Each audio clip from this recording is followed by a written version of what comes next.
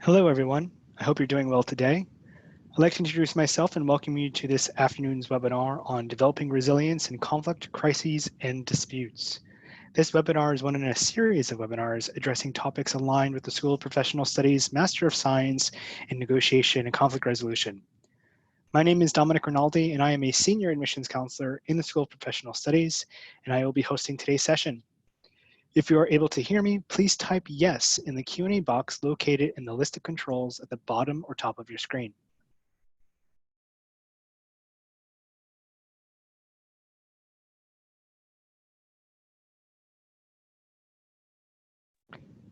Great, I'm seeing some yeses roll into the Q&A box. I encourage you to utilize the Q&A function as you develop questions during today's presentation. At the end of the session, we will be addressing some of the questions you have for our presenters. We will not be using the chat box function for this webinar, so please direct any questions via this Q&A box. I would also like to share that we are recording today's session and it will be made available to you after the session is completed. At this time, I'd like to welcome today's presenters. Joining us today, we have Dr. Beth Fisher-Yoshida, Academic Director for the Negotiation and Conflict Resolution Program, as well as with Dr. Fisher-Yoshida, we have Jeff Thompson, Detective for the NYPD and Research Scientist at the Molecular Imaging and Neuropathology Division at Columbia University Medical Center, New York State Psychiatric Institute. At this time, I'll hand it over to Dr. Beth Fisher-Yoshida. Hey Beth, how are you today? Hi Dom, thank you so much. So welcome everybody to our webinar, which we do on a monthly basis. And we do encourage you to take some notes and to offer some questions and comments in the Q&A box that we will address when we finish. I've known Jeff for, I can't even remember, I was trying to think how many years. I don't even know how many years, but I've always been impressed with his work ethic and his dedication to the field of conflict resolution and a lot of his work over the years in nonverbal communication and so on. And today we're going to be talking about resilience. And one of the things I wanted to say in terms of setting the context is there are different ways of looking at resilience. And if we think about ourselves as instruments of change in the world of conflict resolution, then we have to also think about how do we make ourselves the best that we can be, and being as resilient as possible and having good mental health and good framing of how we look at our situations is really critical. And a lot of the work in the field of conflict resolution also makes an assumption that the people with whom we're interacting also have good mental health, because when not, then it changes the dynamics a lot. And then we have to think about different tools and tactics to call upon to use in those situations. But the critical part here is really thinking about self as instrument and how do we remain resilient and remain in control of our emotions and our mental and emotional state, which also affects our physical state and our behavior. So without further ado, I am going to turn it over to Jeff now, and he will walk us through his slides and his Warrior 21 program. Jeff, please take it away. Excellent. Thank you so much for the introduction, and I appreciate you being here and everybody else that's joining in. It's a great opportunity, and I think you hit a lot of really important points. I just want to stress a couple of them again.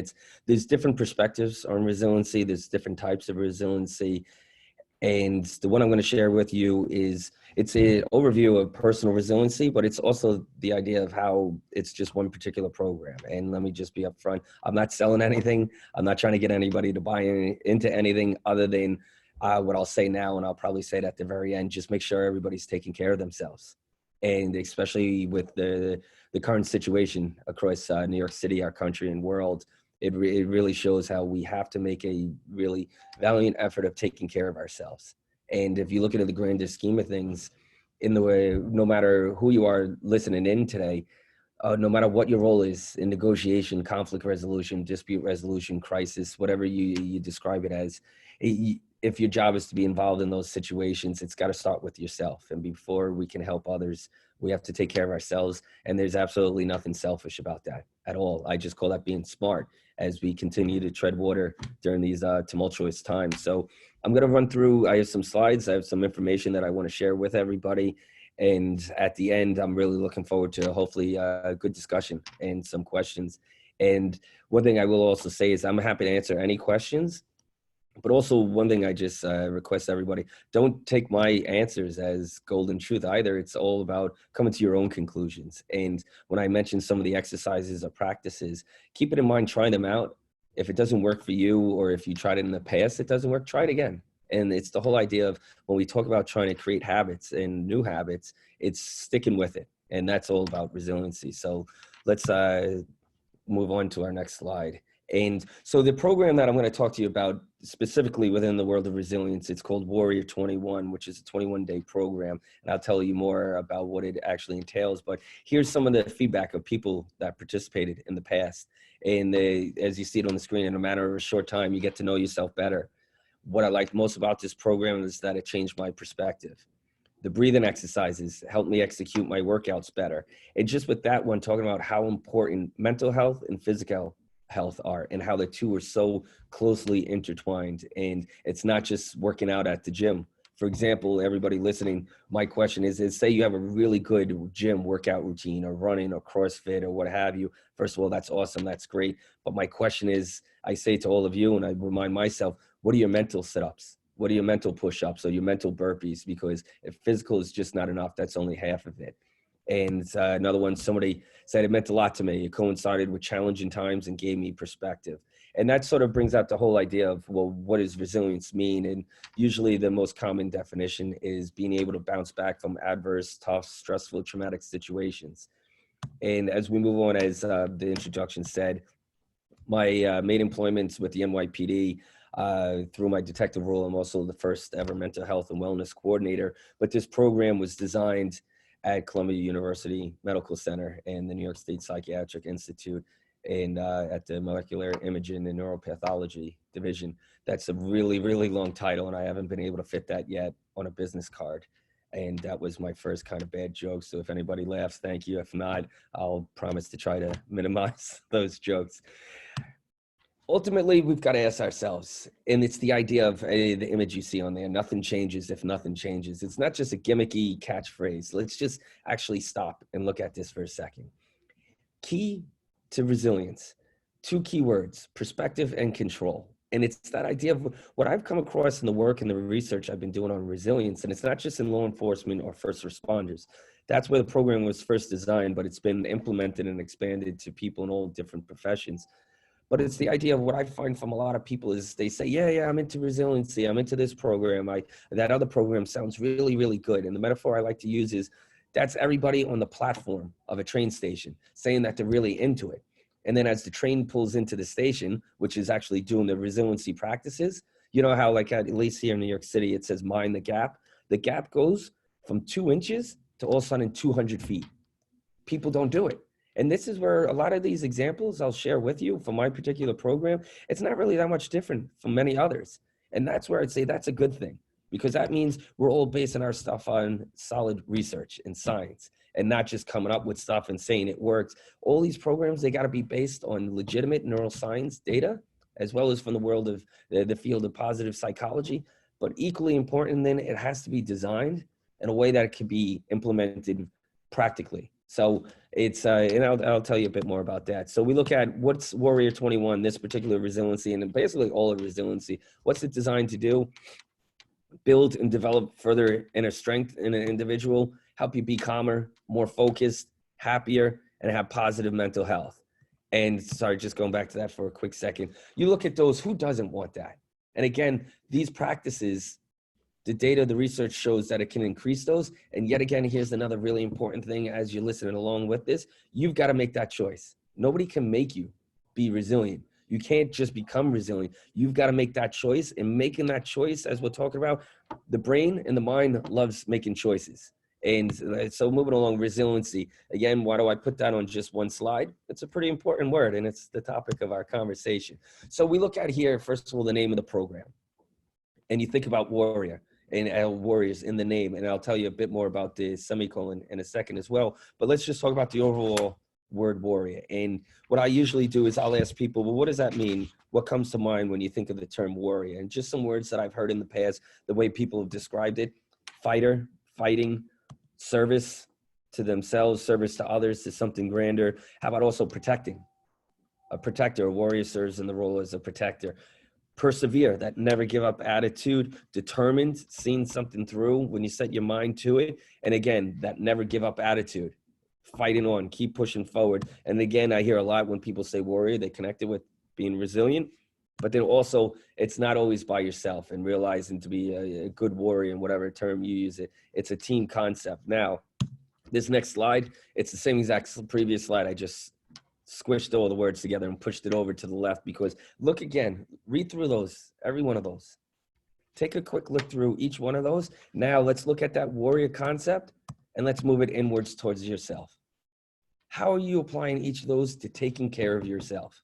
And again, no matter what it is you do for a living, any profession, including first responders, how are you using those terms to be a warrior, to be looking after yourself and your own well-being? Moving along, again, just this slide, I'm sharing why is this important specifically for first responders and also law enforcement officers. Well, what does the research and the data show? Compared to the general public, law enforcement officers, we have a higher rate of the following: depression, PTSD, alcohol use and abuse, and unfortunately suicide. And just talking about suicide for a second here, more law enforcement officers in the past 3 years have died by suicide compared to being killed in the line of duty. And let me just say that again, I'm going to slightly rephrase it. Officers are killing themselves more than the bad guys are taking their lives, and that is completely unacceptable. And I get this data from a great partner of ours, Blue Help. And the reason I say why the past 3 years, because that's when they started collecting data on this. I'm sure it's a lot more than the previous 3 years. So what does that mean? I just say for my law enforcement brothers and sisters, you got to just make sure you're doing extra care and help to look after yourself. Also, look generally, moving beyond law enforcement and first responders, 42 million people in a given year have an anxiety disorder. More than 40% of Americans do not get enough sleep. And 94% of Americans experience stress at work. That's what they say. 23% say that that stress level is high. And then you jump to this next slide. Now, what is this? There's a lot of stuff on here. I'm not going to read through each of these. What is my point with this? Stress, anxiety, all these other things that we deal with on a daily basis, it's just not cognitive. It's not just in our mind. It's not just mental health. It takes its toll. It crushes us physically. Ultimately, as I said before, it's all about perspective and control when we talk about resiliency and this program specifically, and the idea of perspective. How do we see things? Some people frame it as reframing, a cognitive reappraisal. I simply just put it as perspective and control. This is, I think, key here. This is the kicker. With control, we have to realize we don't have control over everything in our lives. So first, we need to come to terms with that. But also, in the concept of control, no matter what the situation is, even those situations we did not ask for, we have to realize we do have control over something, ourselves. And more specifically, our thinking, our emotions and feelings, as well as our behaviors. And then that's cyclic. Each one then impacts the other. As we dig a little bit deeper into what this program is, I love this slide up here. This is the sign you've been looking for. If you've been looking for resiliency or a resiliency practice, this is it, if you let it be. And if not, find something. Just take care of yourself. So let's talk a bit more specifically about the program, Warrior 21, and the idea of resiliency. As I said earlier, inner strength, calmer, focused, happier, positive mental health. And here's the important thing, it's backed by research. So Warrior 21, guess how long it is? 21 days. Generally speaking, it's Monday to Friday. Weekends off. Each day, over the course of the 21 days, there's a key word.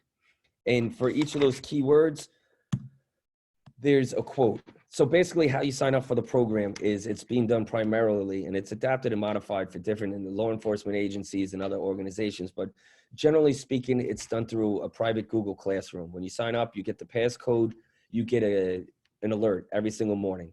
And on that alert is your practices for the day. It's a PDF file. So there's that keyword, a quote on that keyword, 5 minutes of controlled breathing practices. 5 minutes, that's it. All you do, start off 5 minutes. And you're doing each of these as quick or as close to as when you first wake up. Next, you read roughly a 3-page article on that keyword, backed by research and data, but written for the everyday audience. Those again, and then finally, after you read that article, there's a reflection, a couple sentences that says, for example, day 4, it's grit. Reflect on how grit and like the work done by Angela Duckworth, How is that going to help you today and going forward? And then finally, this is really, really important, gratitude. The first 5, those are all done, recommended to do as close or as soon as after you wake up. Number 6 is highly recommended, do it as close to when you first go to bed. I'm sorry, when you first go to sleep. Right before your head hits the pillow, try to do a gratitude practice. Over the course of 21 days, the gratitude practice are these 3 things. And everybody think about this. If you got notes, please write this one down. Try and do this tonight. You have to reflect on that day, one thing that made you happy, one thing that somebody else did nice for you, and one thing that you did nice for somebody. Those 3. Now, some of you say, oh, that's really easy. Okay, you still have to stop and think about it.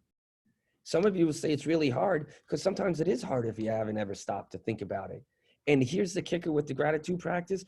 Over those 21 days, you can't repeat any of them. Because think about it, somebody could say, oh, my husband takes out the garbage every night, or my wife makes me dinner every night, and you pre-fill it out. That's not habit changing. That's not creating change. That's not building resiliency. And the great thing about the gratitude practice is that's where literally there's change. And there's the way they've done research, previous research studies in this, it changes the way the brain operates. There's the neuroscience behind it. And I tell you, I'll be the first to admit I was skeptical of the gratitude practices. I was like, I don't need that. That's not for me. And it kept coming up over and over again. And now as someone that personally practices it, it's pretty powerful stuff. And all I'm asking you to do is try it. Try it even tonight. Let me know what you think of it. Here's the other thing too. For all of our work that we do, and I'll use law enforcement as an example, this gratitude practice specifically, and the whole program overall, this isn't designed to ignore or negate any of the bad stuff that you've experienced that day. Absolutely not. Let me be very clear. What it does do is remind you not everything's terrible. Not everything bad happened that day. Also something good happened. And this provides that counter because that's where it's easy to get stuck in that negative thinking. And again, this is where it comes back to perspective and control. It's all about that. Within the program, and again, this is very similar to other resiliency books and workshops. We have 4 pillars, and it's just, here's the terminology we use: awareness, wellness, purpose, and positive or positivity. Awareness refers to a couple of things, basics of understanding psychology. And like I mentioned a few minutes earlier, it's the idea of the cognitive triangle. Some people refer to it as no matter what in these situations, any situations, you have control over your thinking, your emotions, and behavior. Also awareness of the breath. And I say if there's 2 foundations to this resiliency program, it's controlled breathing practices and the gratitude practice. Wellness refers to your physical and mental health and making sure one is complementing the other. Also eating right. And then purpose, having individual goals as well as having grander goals that go beyond the self. So it's first service to self and service to other. And that doesn't matter what you do for a living. Making sure first and foremost, you're looking after yourself. You're setting long-term goals with short-term goals to achieve that long-term goal, but also how you helping others. And positive, the easiest way to describe being positive in life, again, first, it's about perspective, but then it's also realistic optimism. And realizing that it's not Pollyannaism, as some people refer to that, having your head stuck in the sand or thinking everything's great, all is well, or using the coronavirus as an example, saying, oh, I'll never get it, it's not me.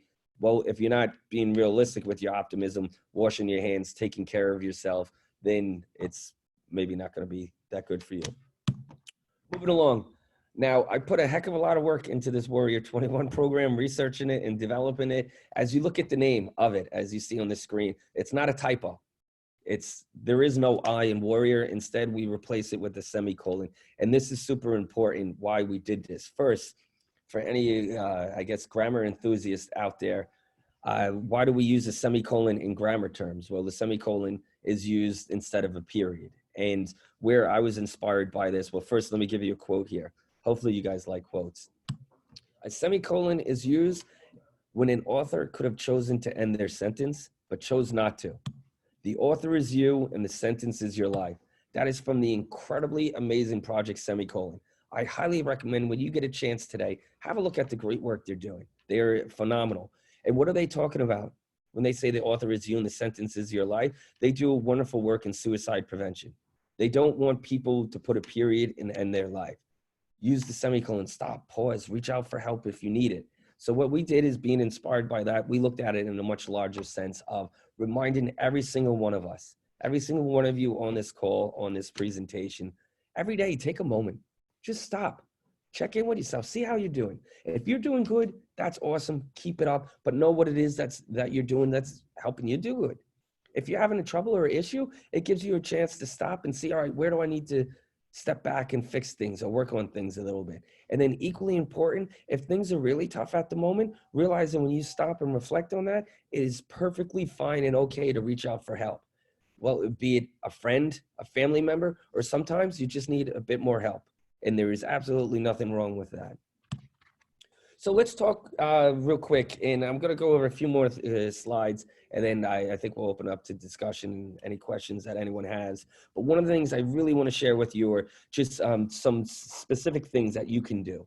And here's one is looking at habits. And how do we build habits? This is just a fancy neuroscience type image I wanted to throw on there and try and wow you with. I'll just assume some of you are wowed with this image. And I like that image so much. Here it is again. I just shrunk it a little bit.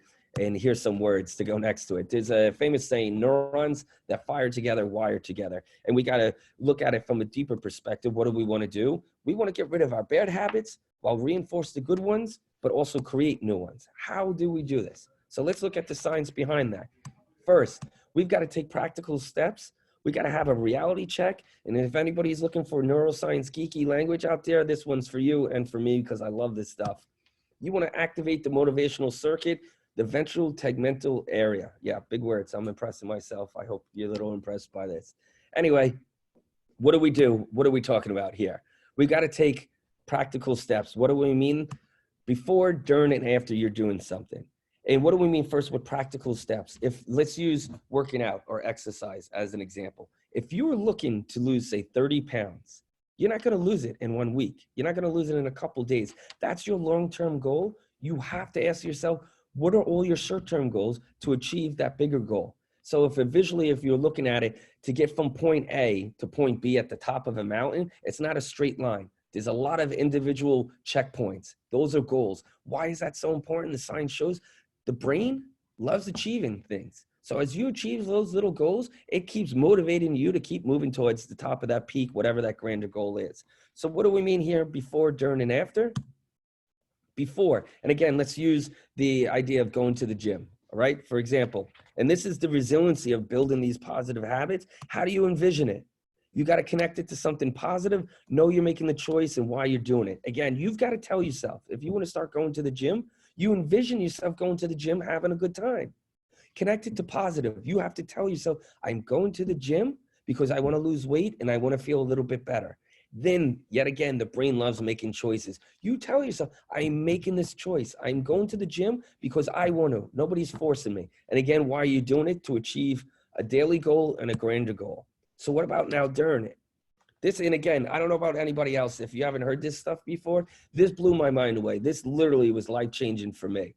During it, while you're at the gym, you have to remind yourself, what are the benefits? And you have to tell yourself, this is super important. You're enjoying doing it. And what you're doing here is activating the prefrontal cortex part of your brain, the thinking part of your brain. You've got to tell yourself you're having a good time. And guess what you got to do after that? You got to tell yourself again. And guess what? Again. And again. Why? What's going on here? You are rewiring your brain to enjoy something.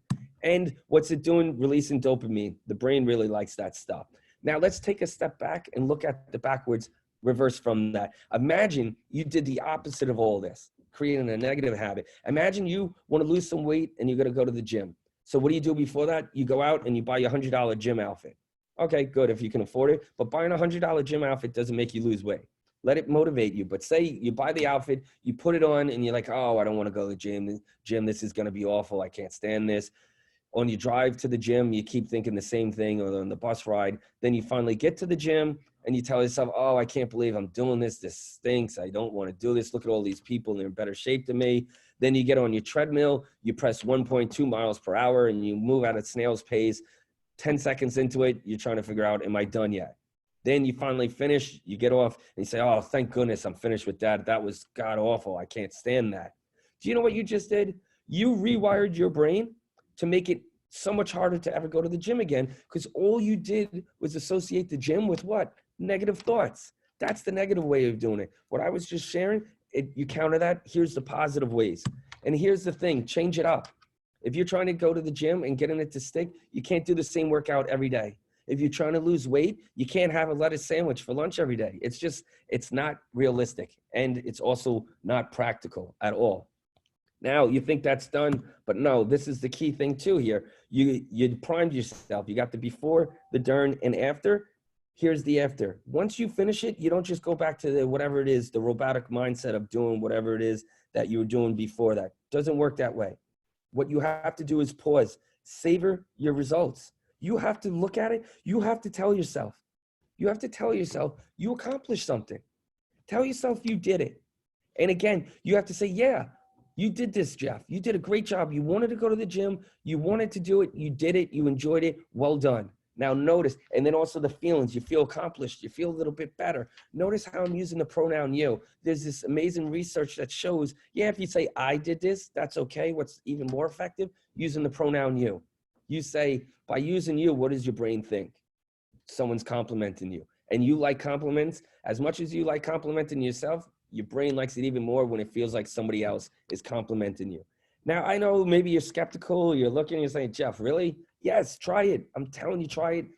Research, the data shows it, my personal experiences. But there is one clear thing that I stress a lot. One thing I need to stress with you. All this self-talk that you're doing, please do it inside your head. Don't be that person at the gym, for example, talking and saying all this stuff out loud. That's going to be really weird. And people are going to stare at you for the wrong reasons. So don't say Jeff said for you to talk out loud. I'm saying keep this and keep it inside to yourself.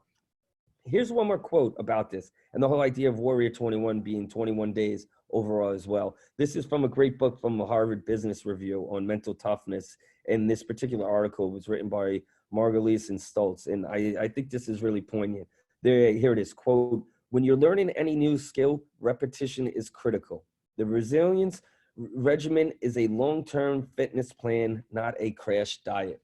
And again, just you want to use terminology or semantics. I don't like to say diets. I like to say life change. And that's what this Warrior 21 program is just designed to be a start. Because people think in the image here, I love my metaphors, if you haven't picked that up yet.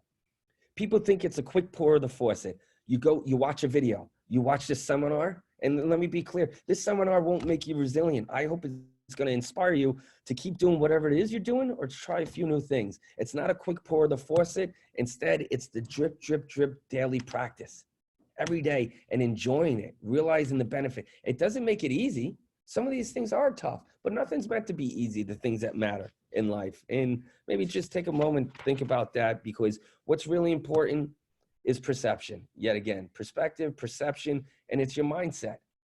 Your mindset. You got to be your number one fan, your number one advocate. And again, I mentioned this before. Here it is again, that triangle that I was talking about. In any event or situation, you first have a thought, then you have feelings, then behaviors. Stop and catch yourself first at your thoughts, because your thoughts will impact your emotions, and then that impacts your behaviors. And whether they're good or bad, that then continues to impact your thoughts. And even just comprehending this, to me, was a pretty big deal. And this is reminded to everybody during the Warrior 21 program. It's that mindset of no matter what is happening in your life, take ownership of it. Another saying we use is, there's a bunch of different phrases we use throughout it. And one of the ways to try and prevent yourself from being overwhelmed with stuff, it's that idea of how you're going to eat the elephant. Although I don't eat elephants, just bear with me here. It's just a metaphor. How do you eat an elephant? One bite at a time. And that's supposed to bring a bit more calm to you. But also, you look at things from the world of, say, realistic optimism and owning things. Taking ownership for the stuff going on in your life. There's another great saying, and maybe this one will resonate with some of you. Be the hammer, not the nail.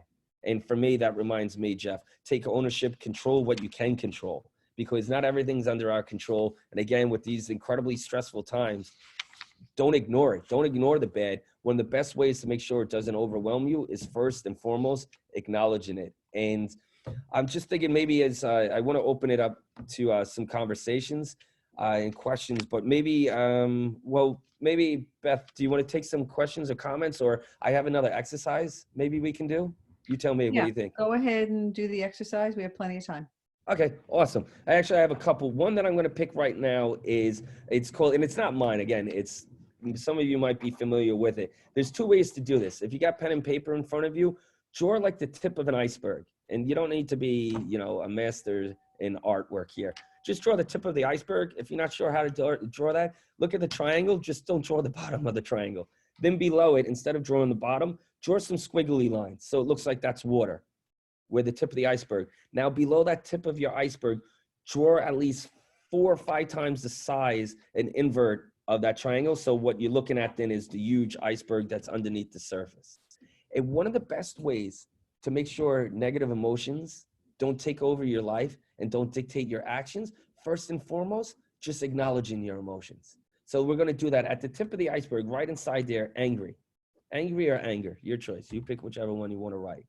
Now think about a recent time where you felt anger within the past couple of days. No more, don't go further back than a week. Think about why you were angry. And as you're thinking of that story, you're thinking, yeah, clearly I was angry. This is where I want you to dig a little bit deeper. Dig a little bit deeper. I want you to write 3 to 5 other emotions below that surface, the bigger part of the iceberg, why you were angry. So again, imagine if I was talking to one of you and I said, hey, tell me it was a situation recently when you were angry. And you say, oh, is this, that, and that? And I say, okay, I get it. You were angry, but why were you angry? Try and write 3 to 5 different emotions or feelings associated with why you were angry. I'm going to give you about 15 seconds of radio silence. Then I'm going to jump back in.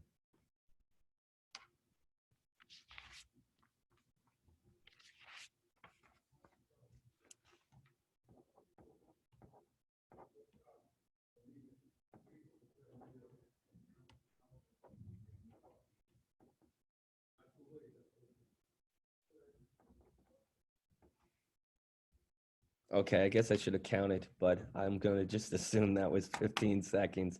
Now, think about it. I'll just give you an example for me. I won't go into the story, but all right, here, imagine an example. They had a big meeting, say at my NYPD work about something, about a program, say I developed, and say if I wasn't invited to that meeting, clearly I'm angry. But then why did I feel so angry?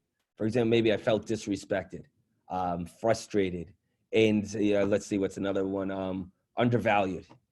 And why am I doing this? Because I'm making sure that those feelings aren't going to dictate my behaviors and actions. And what do I mean digging deeper about that is one of the best ways to make sure your emotions don't take over you is acknowledging them. There is no legitimate research out there that says ignore your emotions. Now, we're also not saying acknowledge them and let them run rampant. Absolutely not. Those are the two extremes. It's that middle path that the wonderful Dalai Lama talks about, right? It's that middle path. And by digging a little bit deeper, it helps you further understand why you're feeling that way. And then it helps you further figure out what is the best way for you to respond. And that's another key thing we talk about in this program is responding, not reacting. And I know, Beth, as you're probably thinking too, this is also the hallmark of basically every mediation, negotiation, conflict resolution, training, and programs. It's just having a bit more control over ourselves. And one way to do that is acknowledging our emotions, not ignoring them, but also not letting them dictate our actions. And people have found that to be pretty useful and helpful. I've got one more that I'd like to do, but you tell me, do you want me to do it now, Beth, or do you want to open it up first? I think you can go ahead and do another one, then we'll open it up, because then we'll get caught up in the questions. So maybe one more exercise. Okay, excellent. Yeah, and again, hopefully I gave a bit of an overview of the program itself and the way it works. I'll just say one more quick thing about the program itself and the way people participate. It's an individual journey. It's an individual journey designed to be 21 days. Not 210 days, not 30 days, not 50 days, not 60 days. It's a starter kit to help you get you on your way. And then to hopefully help you get to stick with some of these brand new habits and keep going. It's not designed to be sustainable past that amount, but also, although it's an individual journey, most of the times I do this, it's cohort based and quite often with strangers. So when you're doing this through your Google Classroom at different days, you're asked to check in and post something and share your thoughts and feelings. And you realize, although you're on this individual journey, you're traveling with other people at the same time. And that's part of one of the hallmarks of grit and other practices connected to resilience is join a gritty group. And it also helps you stick with it too. Okay, so here's one other practice. And this is adapted from other practices too. And people seem to say that people have shared that they find this really helpful. So imagine the next time you're feeling really stressed, overwhelmed, feeling a lot of anxiety.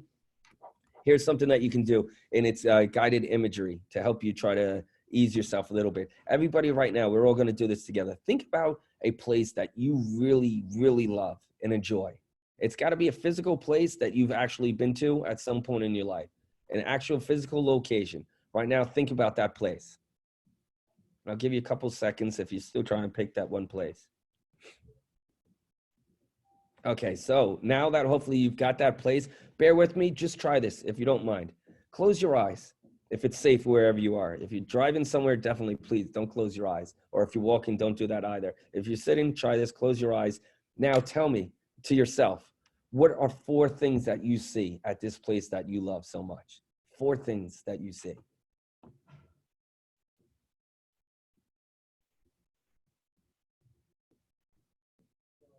Now, as you see those 4 things, tell me what are 3 things around you that you can touch, and what does it feel like? And again, don't tell me out loud, you're saying this to yourself. 3 things that you can touch, and what does it feel like as you touch each of those things?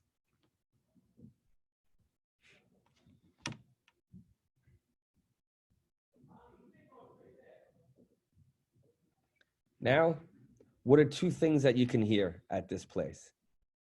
2 things that you can hear.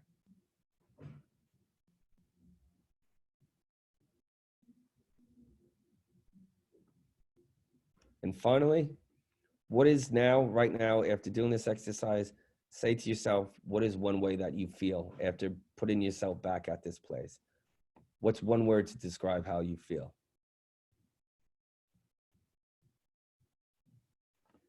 And now, as we just finish this little exercise, take a breath in, if you can, for 4 seconds. And exhale for 5 seconds.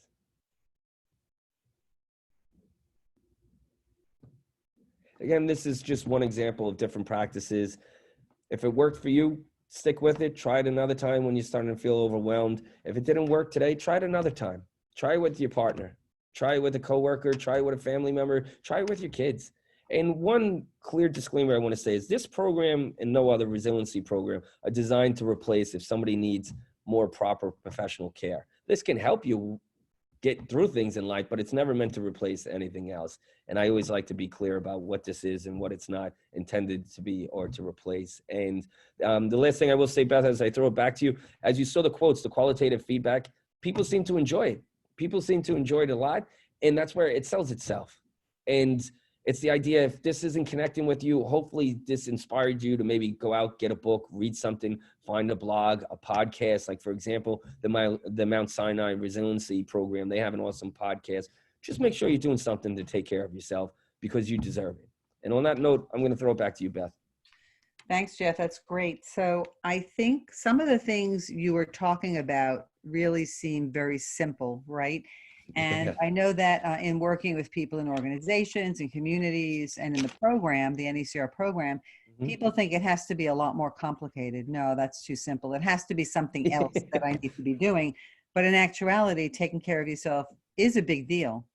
And a lot of times the work that we do in any context, if you're dealing with conflict or you're dealing with any kind of difficult situation, there is also like a secondhand trauma. So even though it's not your issue that you're addressing and you're not the person necessarily in the argument, that vicariously you do pick up a lot of that negative energy that does wear on you and then causes all that stress. And I'm sure you've seen that a lot in your work as well.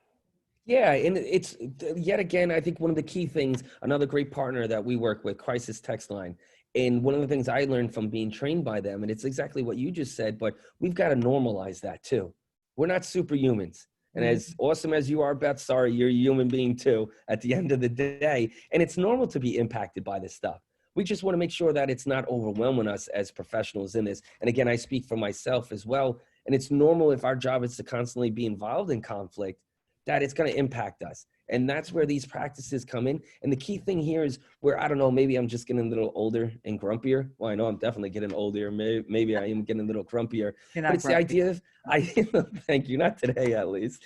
But this is the thing. And I say it literally to all the participants listening today and anybody if they listen to the archive.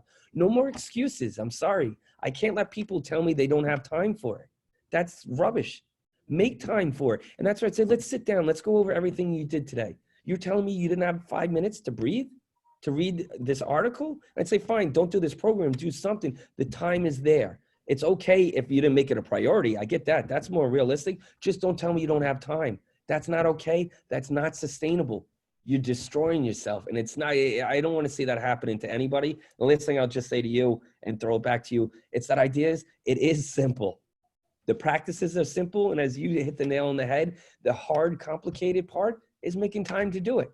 And I get that because we're all busy people. It's just, we got to carve a little bit of time out for ourselves. And again, I think that's something every single one of us deserve. Yeah, and building on that, I think another piece is that when you're near somebody who's calm and centered, and they give off that very soothing kind of vibration, it just feels good to be there. And I think that for a lot of us, when we're doing our work, just being calm and centered takes work to get to that state, but also it does have a really good effect on other people. You're just putting out really good energy in doing that. Yeah, and that's that emotional contagion. Absolutely. All righty. So somebody is asking, how do I subscribe to Warrior 21? Great question. And I'd say, of all the things that I think I'm somewhat good at, trying to monetize this, which I'm not looking to do. So the easy answer is I'm giving it away for free at the moment.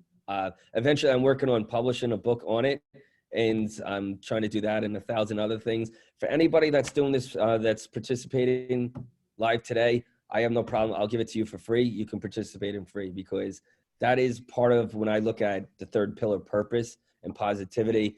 Part of the reason I'm doing this is not just to better myself, but I'm honestly trying to spread it. And if people find it valuable, that means a hell of a lot to me. So I think I'll put up at the end, one of the last slides, I'll put up my email. Send me an email. And one of the cool things too is what I have to hard mail you is there's actually, you get a little notebook, because you got to write down your gratitude practice. I don't know if I said that earlier. You get a little Warrior 21 notebook, and I'm happy to send that to you. As long as it's not all of a sudden magically 3,000 people signing up for this. I see there's a couple dozen people participating. That's reasonable. Somebody just asked, is it a great question too? Sorry, I can read the questions now as well. Is it available remote? Yeah, that's the best thing, because it's done through Google Classroom. I didn't say it earlier, but I've had first responders and other professionals already participate across the United States, Canada, the UK, Australia, and New Zealand. So that's the key thing. There's no train the trainer. There's none of that. It's designed to scale and for you to give it a go. So I will throw up my email right now, if that's okay. Yeah, sure. That's my other catchphrase there too. I don't know if that's why on you or anyone else, Beth. Don't wait for the perfect day to start. In all seriousness, I'm not trying to sound cheesy either. Make today the right day. And there's that information. Yeah. I think a lot of times people don't realize how good it feels, and they think it's such a big challenge. And if you sort of, I think, chunk things out, this happens a lot. People get anxious because they think about the whole thing, and they think about a whole tremendous change. And I think, well, that is overwhelming for anybody, even those who are resilient. So if you sort of break it down into smaller, like bite-sized chunks, like you talked about the elephant, right, then it's manageable. So everybody's chunk is a different size. You have to know what amount you can handle yourself and then do that. And eventually, as you build up your resilience, then I think you'll be able to handle more and more. And that's something people can aspire to. And then there is a comment here. So okay, I always think people's perception of chance is amazing. If you have a 1 in 100,000 chance of catching a disease, it won't happen to me. But with a 1 to 2 million chance of winning the lottery, it could be me. So it's really interesting how we have that perception as well, and how we fool ourselves for some reason or other. Well, and that's yet again, and I'm not saying it as a cliche, why I always emphasize perception and control. Yeah, it's good if you play lotto, you want to win, right? But this is something that you actually have control over. You are winning. And the coolest part about it is it's because of you and your actions. And that's then, it's contagious. Like the word we mentioned earlier, it's contagious in a positive way. And that's how then the whole idea, it's not just contagious for you. You just said it too, is then it's contagious, others see it. And that's the best way to spread something. And I'm not talking about diseases anymore. It's just spreading positivity. And this is, look, and as you introduced me, my head's not stuck in the clouds. I've had, with my line of work and the different things I do, I've been involved in some really terrible situations. And I realize this is me helping myself handle that, because you can't ignore it. You can't forget it. It's all about managing it, and one day at a time too. And it's the idea of trying to have practices that are reasonable. Mm-hmm. So Jeff, can you talk a little bit about how you got to discover this and create this, and a little bit about your journey, if that's okay? Just anything you want to share? Yeah, absolutely. So I'll look at it, it's two-pronged. My professional work and then my academic work, and they eventually, I converged the two. So I worked in law enforcement, I think it's roughly 17 years. And in being involved in tough situations, I realized communication works pretty darn well to help resolve situations. Not all situations, again, being realistic, but that's where I realized, well, okay, doing a self-debrief after some of these years ago, I was like, all right, something worked. It worked really well. And it wasn't just me, it was other officers. And I was like, I don't know what the heck it was that worked. So realizing that led me down the rabbit hole of academia, first being trained as a mediator with the New York Peace Institute. Awesome. Shout out to them. They're great people. And then I realized there was the academia world. So I went and got my master's in negotiation. And then I went and did a fellowship about 6 years ago at Columbia, researching negotiation and terrorism. I was a hostage negotiator for 2 years. I taught and trained it all over the world. And then I went and got my PhD in conflict resolution and crisis communication. And then now also being a research scientist at Columbia. What sort of helped me with this Warrior 21 program is a lot of my work is also in suicide prevention, mainly with law enforcement, but also the general public, and working with great groups like the American Foundation for Suicide Prevention, Crisis Text Line, American Association of Suicidology. We look at it, it's not just all about helping people in the midst of crisis that are suicidal. That's incredibly important, but we also want to make sure we're helping people become more resilient. And this is the other thing too, please, I don't want anybody misinterpreting it. If you go through a hard situation, you're having a hard time, that does not make you unresilient or not resilient. Reaching out for help and even professional help, to me, that's what a true sign of strength is. That's real strength. And that's impressive to me. So that's where actually I'm going to compliment myself. I'm pretty impressed with that little nutshell that I just gave you, because sometimes it's hard to condense it all. But also, there's this awesome company some people are familiar with, Life is Good. And I love their motto: love what you do what you love. And my work sure as hell isn't easy, but I generally love what I do. And I work with some really, really awesome people. And I don't try and figure it out all myself. Inside my NYPD at Columbia, working with you, and like you said, I don't know how many years we've known each other, but how much you've really influenced me in the great work that you're doing and others. It's just, it's pretty damn great to be surrounded with such great people. Oh, thank you. Can you say a little bit about also, I know you're doing some research now. I'm not saying to give away everything, but like, what are you looking at in terms of your research? So one thing that I'm part of, it's called a psychological autopsy. And what that is using a scientific procedure, and I do this with the American Association of Suicidology, trying to figure out when someone does die by suicide, trying to put the puzzle pieces together to find out what happened. And when we do that with enough cases, it gives us enough data and for themes to establish. And we use that information first and foremost, especially in law enforcement, that we owe it to that fallen brother or sister. If they spent their life protecting others, we got to make sure, we got to find out what the heck happened. And we owe it to them. And then you look at it, the grander scale, the bigger lens is we look at it, okay, if themes emerge, we got to use that information to help with our preventative, proactive outreach. And how do people handle personal crisis situations and also job-related ones, and making sure that it's informed by research and data. And some of the other stuff, I do a lot of just more research, just generally on crisis communication, whether it's negotiators, crisis counselors, mediators. It's the idea of, here are the skills that we were taught. Let's do studies to see if we actually practice what we preach. And that's just a heck of a lot of fun doing that kind of stuff. Mm-hmm. I have another question there, and then we'll Sure. go back to the comment box. So sometimes, in a suicidal situation or a suicidal attempt or some really bad situations, people who are around that person also carry a lot of guilt and responsibility, because they think, how did I not know? How did I not see this? What could I have done to prevent it? And so on. So I would imagine that some of this work is also applicable to those people as well.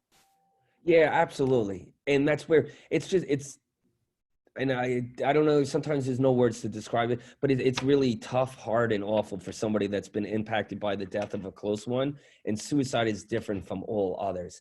And it's normal to have those questions and to feel those emotions. And that's what I do when I do peer counseling, or I try and help people that are going through that. It's first normalize whatever you're feeling. That's okay. That's what you're feeling. But I also remind people it's not your fault. No matter what happened, you didn't do anything wrong. That person made that unfortunate choice. So don't put that blame, that guilt, or that burden on yourself. That's not fair to you. And it's also in not digging too deep into the whole world of even just peer counseling or just being there for somebody. It's the idea you don't have to fix it. Don't tell them how to feel. Just be there with the person as they're feeling it. But sometimes the best things is just making sure they're taking care of themselves, making sure that they're eating, making sure that they're getting some sleep and being there with them. Those are the things that people need most when they're going through a really hard time. And it's that don't over pressure yourself when you're trying to help somebody, thinking that you've got to fix all their issues and problems. It's just, it doesn't work like that. Mm-hmm. And I know that you talked about also doing work in crisis communication.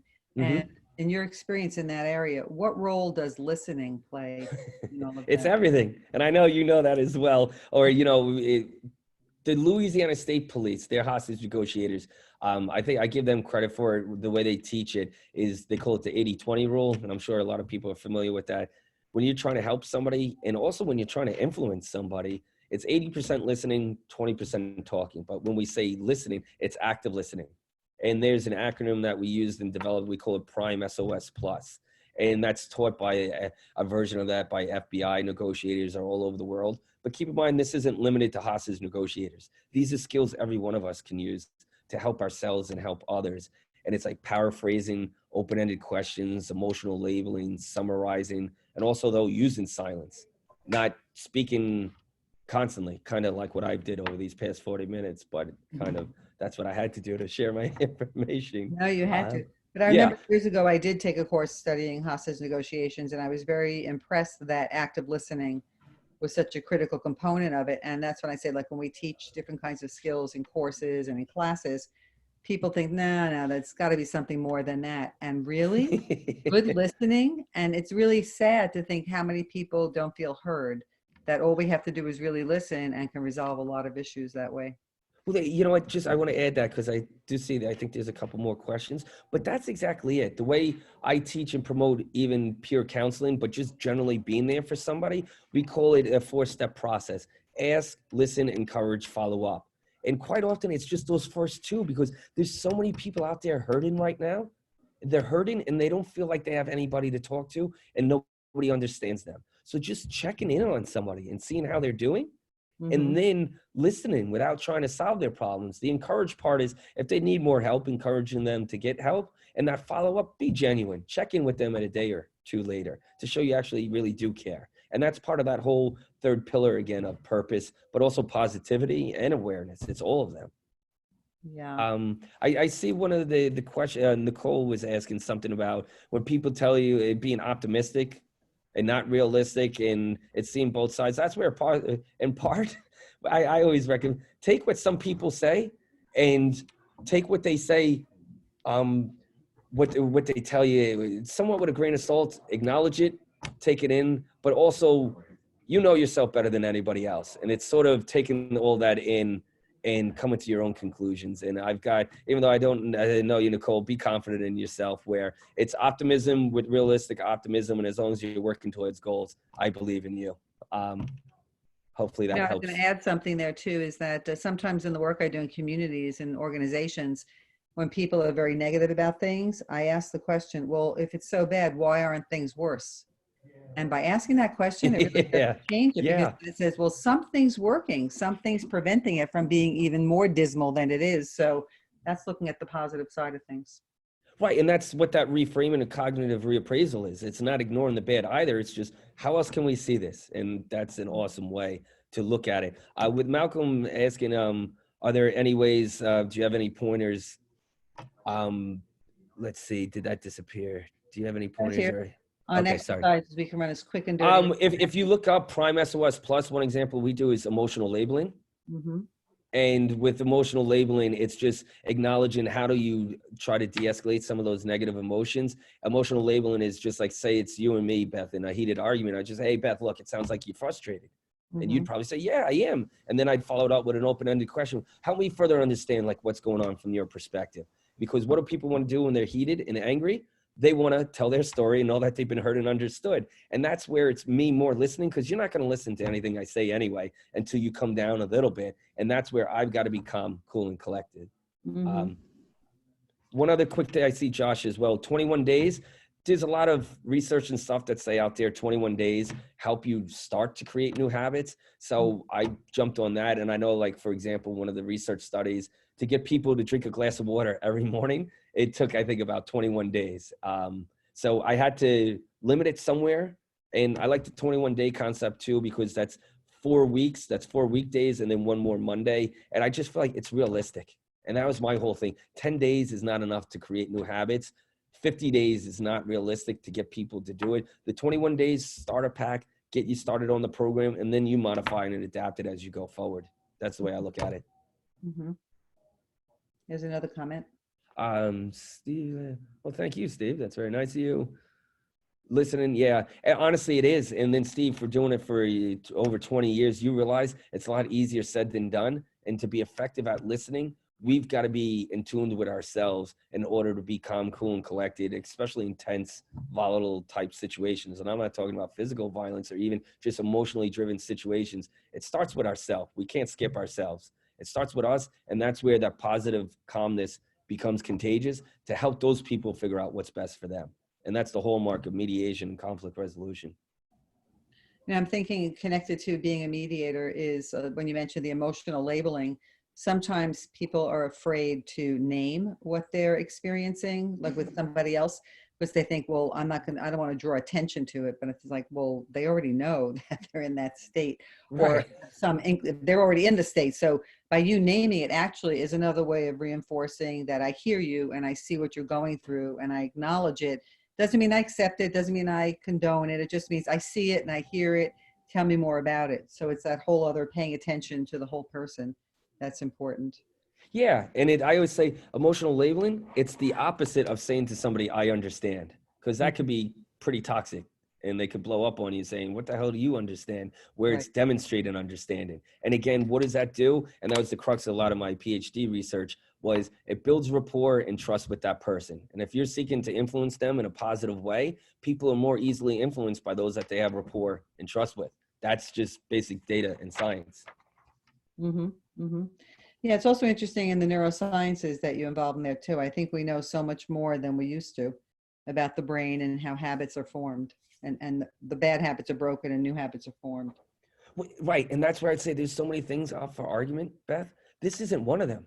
The data's there. It shows it. And again, it just comes back. We just actually have to do it and making sure we're not falling into that gap, but also being kind to ourselves and being realistic. There could be some bad days. There could be some days where you miss it, but try to stick with it. And that's the idea of surrounding yourself with like-minded people that are going to help you.